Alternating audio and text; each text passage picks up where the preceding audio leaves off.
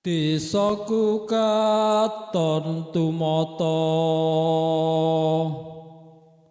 gembah ripah tata tentrem lojinawi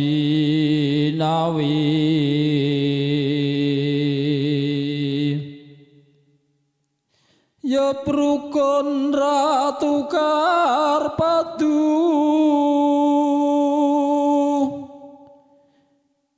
Kyai salam kang rumeksa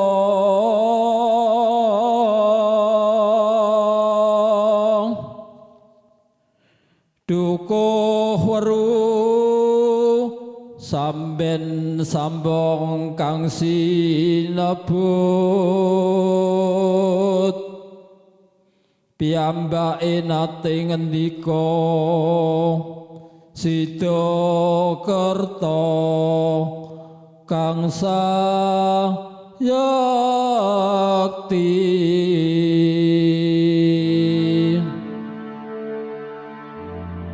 Desa Sidakerta terletak di wilayah Kecamatan Karangjati, Kabupaten Ngawi. Luas Desa Sidakerta adalah 2,72 km persegi. Desa Sidakerta terbagi menjadi 4 dusun, yaitu Dusun Weru, Dusun Samben 1, Dusun Samben 2, dan Dusun Sambung. Dengan jumlah penduduk 3.280 jiwa.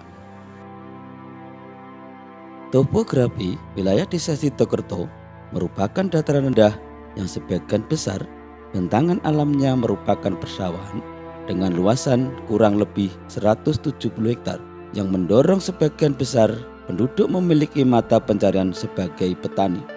Wilayah Desa Sidakerta juga dilalui aliran anak sungai Bengawan Madiun yang menjadi batasan alam wilayah antar dusun.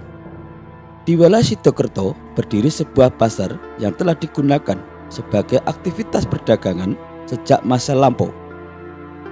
Secara historis, Desa Sidakerta sangat erat kaitannya dengan berdirinya Kerajaan Mataram Islam, di mana Sutawijaya memperluas kekuasaan wilayah Mataram sampai ke wilayah timur.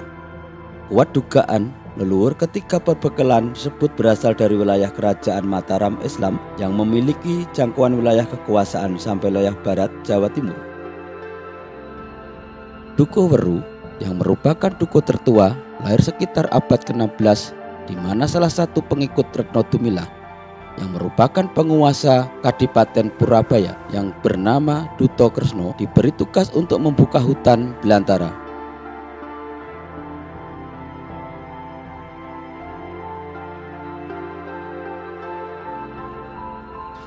Duto Kresno membabat atau membuka hutan belantara.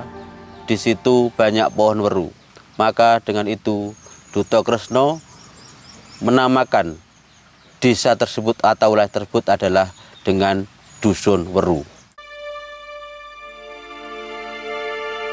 Setelah berjalannya kehidupan bermasyarakat di Dusun Weru, pada tahun 1825 hingga 1830 terjadilah Perang Jawa.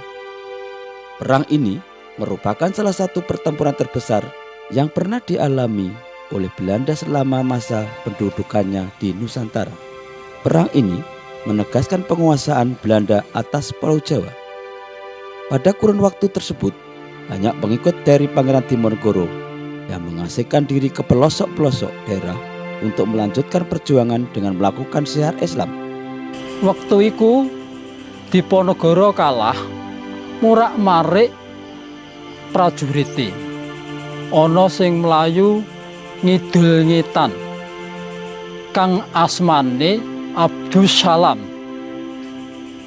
Nalika iku duwe murid sing jenenge Kyai Salam leren ing pesenggerahan utawa ning nggone wit kang gedhe iki jenenge wit sambi. Nama Dukuh Samben diambil dari kata sambi atau pohon sambi yang tumbuh mendominasi di wilayah itu. Konon, Kyai Salam adalah sosok kiai yang memiliki karomah tinggi.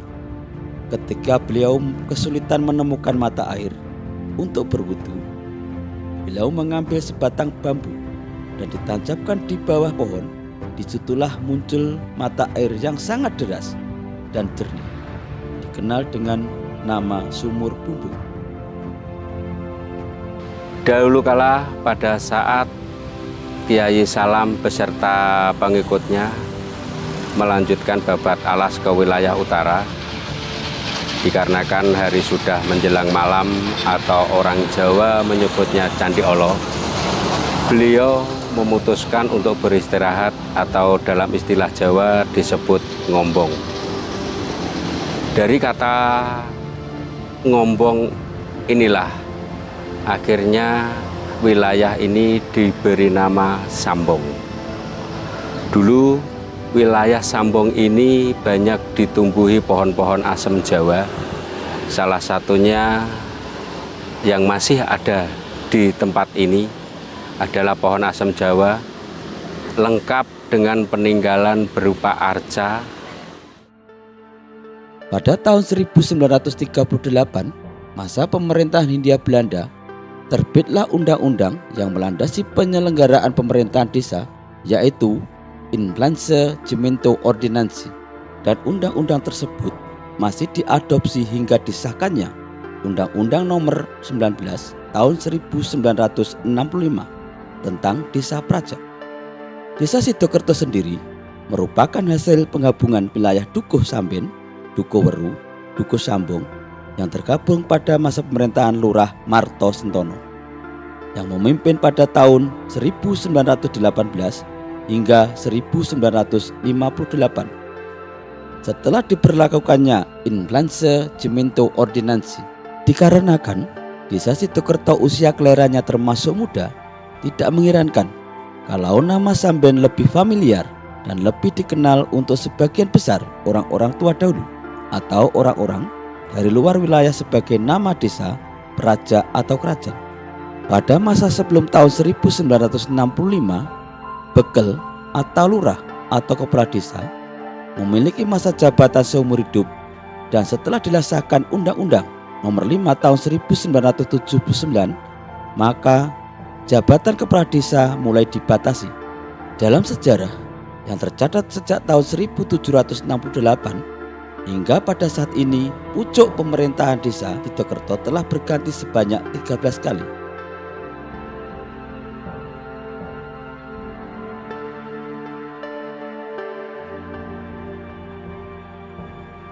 Demikianlah secara singkat asal-usul Desa Sidokerto. Besar harapan kami kepada semua lapisan masyarakat, khususnya generasi muda, sebagai penerus perjuangan untuk senantiasa mengenang jasa-jasa para leluhur. Karena atas jasa-jasa mereka, segala kemudahan-kemudahan dapat kita nikmati hari ini.